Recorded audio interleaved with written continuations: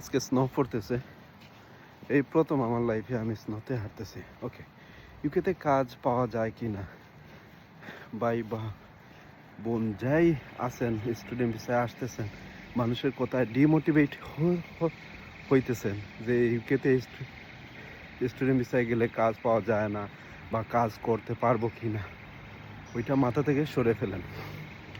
UK এমন একটা দেশ যেখানে যদি মনে করেন যে কাজ নেই, তাহলে পৃথিবীর অন্য কোনো জায়গায় কাজ পাওয়া যাবে, বুঝছেন?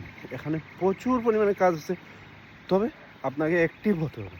আপনি যদি ওই ইনঅ্যাক্টিভ থাকেন, তাহলে আপনি আপনারটাই বুঝে নেন। অ্যাক্টিভ বলতে আপনাকে ইনডিডে অ্যাক্টিভ থাকতে হবে, ইন্টারনেটে স্কিল থাকতে হবে। আপনার কিছু কিছু স্কিল আছে যেগুলো আপনি দেশ থেকে কমপ্লিট করে আসলে খুব ভালো হয়। আবার এখানে কমিউনিকেশন স্কিলের উপরে অনেক কিছু ডিপেন্ড করে। ভালো একটা সিভি, যেটা দিয়ে আপনি এমপ্লয়ার হিউম্যান রিসোর্সের কাছে রিচ করতে পারবেন।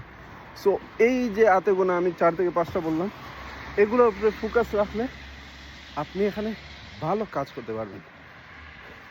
এখানে আপনার স্টুডেন্ট যদিও আসেন, আপনি যদি একটা ভালো কোনো কোম্পানিতে এনআই জব করেন, আপনি সার্ভাইভ করতে পারবেন, কোনো সমস্যা নেই। বা অন্য কোনো ভিসাতেও যদি আসেন, ভালো কাজ আছে।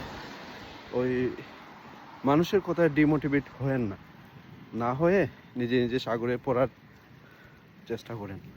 ইনশাল্লাহ সাগর থেকে মাছ এসে আপনাকে উপরে তুলে নিয়ে আসবে। ওকে।